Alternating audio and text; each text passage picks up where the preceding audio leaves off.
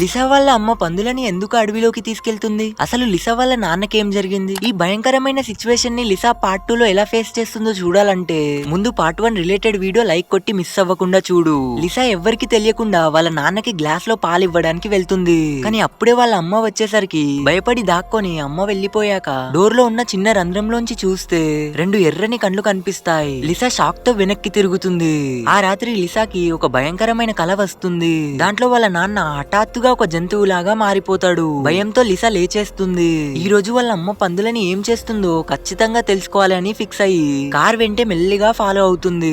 వాళ్ళ అమ్మ నాన్న ఒక పందిని తీసుకొని పాడుబడ్డ మెహల్ లోకి ఎంటర్ అవుతారు. అప్పుడే లిసాకి భయంకరమైన శబ్దాలు వినిపిస్తాయి. వెళ్లి కిటికీలోంచి చూస్తే వాళ్ళ అమ్మ వాళ్ళ నాన్న మెడని లాక్ చేస్తుంది. ఎందుకంటే పున్నమి రాత్రి కాగానే వాళ్ళ నాన్న డ్రాకులా లాగా మారిపోతాడు. అమ్మ బయటికి వెళ్లిపోగానే లిసా నిజం తెలియకుండా లోపలికి వెళ్తుంది. అప్పుడే వాళ్ళ నాన్న డ్రాకులా లాగా మారడం చూసి ప్రాణం పోయేలా భయపడుతుంది. అంతలోనే త్వరగా వాళ్ళ అమ్మ వచ్చేసి కాపాడుతుంది. నిజమేంటంటే వాళ్ళు లిసాని నాన్న దగ్గర నుండి కాపాడడానికే ఇదంతా చేస్తారు. మీకు నాన్న ఇష్టమా అమ్మ ఇష్టమా? సబ్స్క్రైబ్ చేసి కామెంట్ చేయండి.